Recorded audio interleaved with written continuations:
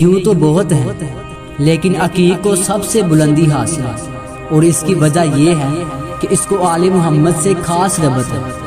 سلمان فارسی حضرت نبی پاک صلی اللہ علیہ وآلہ وسلم سے روایت کرتے ہیں کہ عقیق وہ پتھر ہے جس نے خدا کی وحدانیت، محمد مصطفیٰ کی نبوت اور مولا علی علیہ السلام کی ولایت اور ائمہ طاہرین کی امامت کا اقرار کیا اور محبان آل محمد کی جنت میں جانے کی خبر سے خوش ہوا۔ عقیق سرخ، زرد، سفید کے 3 پہاڑ جنت میں ہیں۔ اول رسول خدا کی طرف، دوم بی بی فاطمہ الزہرا سلام اللہ علیہا کی طرف، سوم مولا علی علیہ السلام کی طرف منسوب ہے۔ ان پہاڑوں کے نیچے نہریں جاری ہیں جو برف سے زیادہ سرد، شہد سے زیادہ میٹھی اور دودھ سے زیادہ سفید ہیں۔ ان نہروں کا سرچشمہ حوض کوثر ہے۔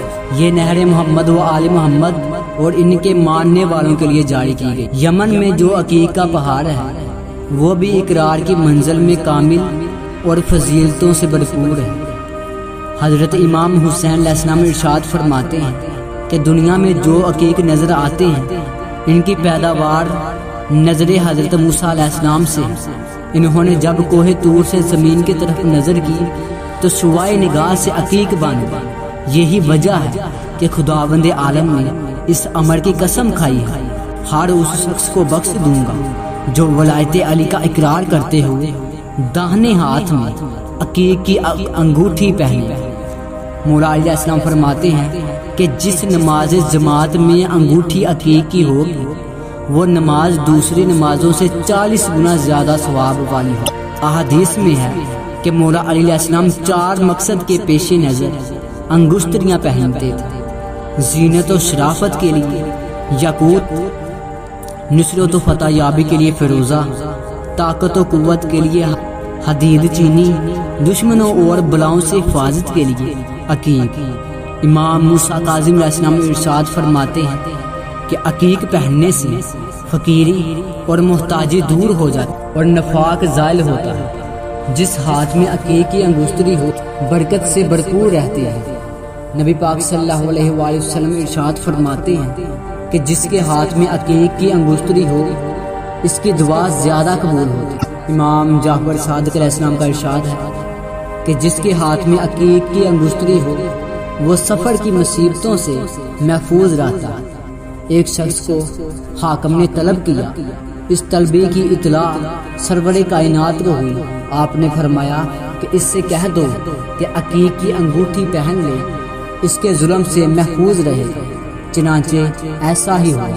حدیث میں ہے کہ عقیق سے ہر برائی دور ہوتی ہے۔ رسول اللہ صلی اللہ علیہ وآلہ وسلم فرماتے ہیں کہ عقیق کی انگوٹھی پہنو کیونکہ یہ جب تک انگلی میں رہے گی کوئی غم و رنج پاس نہ آئے گا اور غم سے نجات رہے۔ حدیث میں ہے کہ عقیق پیغام ہے خیر و نیکی، فراغ روزی اور سلامتی کا۔ اس سے تمام بلائیں دور ہوتی ہیں، اس سے بادشاہ ظالم کے سر سے نجات ملتی ہے اور ہر خوفناک مرحلہ میں کامیابی رہتی ہے۔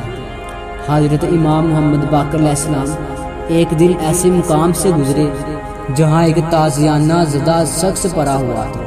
آپ نے فرمایا کہ اگر یہ شخص عقیق کی انگوٹھی پہنے ہوتا تو اس مصیبت میں مبتلا نہ ہوتا۔ امام جعفر صادق علیہ السلام فرماتے ہیں کہ خداوند عالم اس ہاتھ کو دعا کے لیے بلند ہونا پسند کرتا ہے جس میں عقیق کی انگشتری ہو۔ امام جعفر صادق علیہ السلام نے فرمایا کہ عقیق سے یہاں تک فائدہ ہے کہ ہاتھ کٹنے سے بچ جائے، خون بہنے سے رک جائے تو انگلی قدم چومے، فقر و فاقہ دور ہو، ہر بلا سے نجات ملتی ہے اور خوشنودی خدا حاصل ہوتی ہے۔ حدیث میں ہے کہ عقیق کی انگشتری پہن کر نماز 2 رکعت 1000 رکعت سے بہتر ہے۔